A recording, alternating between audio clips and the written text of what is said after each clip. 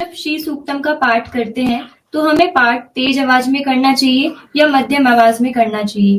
कृपया आप इसका भी मार्गदर्शन करें। पूजा पाठ का संबंध अपने निजी जीवन के वार्ता व्यवहार के साथ कर लीजिए। जब आप पूजा पाठ का संबंध निजी जीवन के वार्ता व्यवहार से कर लेंगे तो बहुत सारी चीजों से आप दोष मुक्त हो जाएंगे। ऐसा समझें कि जब आप जीवन व्यवहार के साथ पूजा पाठ का या परमात्मिक ऊर्जाओं का या श्री विग्रह का संबंध इस्टेब्लिश करते हैं, स्थापित करते हैं, तो एक कनेक्शन क्रिएट होता है आपका देवता के साथ। क्या हुआ, एक आदमी बुद्धिस्ट था, लेकिन उसे किसी ने कहा कि अगरबत्ती जगाओ, ये करो, तो उसने बहुत सारे अलग अलग खड़े बुद्धा, पड़े बुद्धा, लेटा बुद्धा, लाफिंग बुद्धा, बुद्धा की बहुत आकृतियां, जैसे गणेश जी के साथ हमने खूब खेलकूद किया, ऐसे बुद्धा के साथ भी किया। सभी तरह के बुद्धा की प्रतिमाओं का प्रयोग होता है।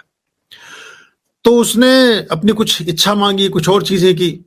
वो इच्छा मतलब पूजा पाठ तो सभी देवी देवताओं का करता था, लेकिन बुद्ध से अपनी इच्छा की पूर्ति की मांग करता था।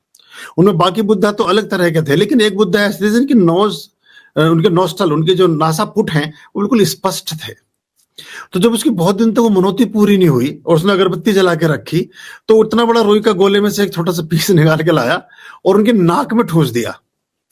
बोले, जब मेरी बात तुम सुनते नहीं और मेरी बात पूरी करते नहीं, तो तुम्हें इस अगरबत्ती की खुशबू को सूंघने का भी अधिकार नहीं।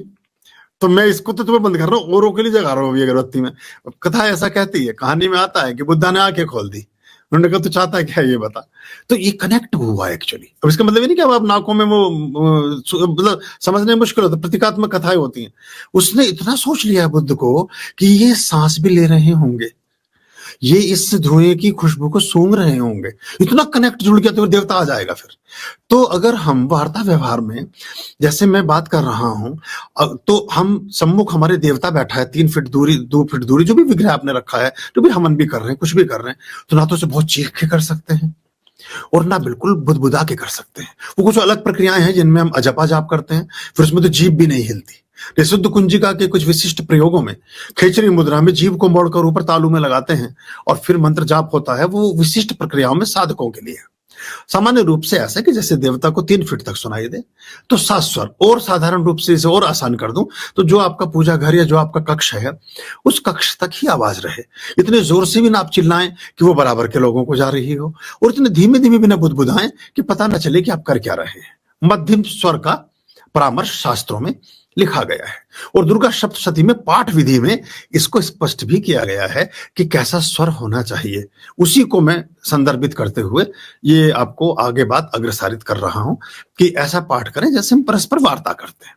हमारे सामने कोई बैठा है तो उससे कैसे बात करेंगे, बस जितना पिच वॉल्यूम का वहां होगा उतना ही आपको मंत्र जाप में करना है। क्योंकि आप अपने देवता से वार्तालाप कर रहे हैं, उससे साथ कुछ बातचीत कर रहे हैं, उसको कुछ अपने स्तोत्रम के साथ संबंध बना रहे हैं, क्योंकि उसको आप सजीव मान रहे हैं, जैसा कि उसने माना था बुद्धिस्ट ने, जिसकी मैंने आपको बात बताई। पुष्पेंद्राय विद्महे कुमाराय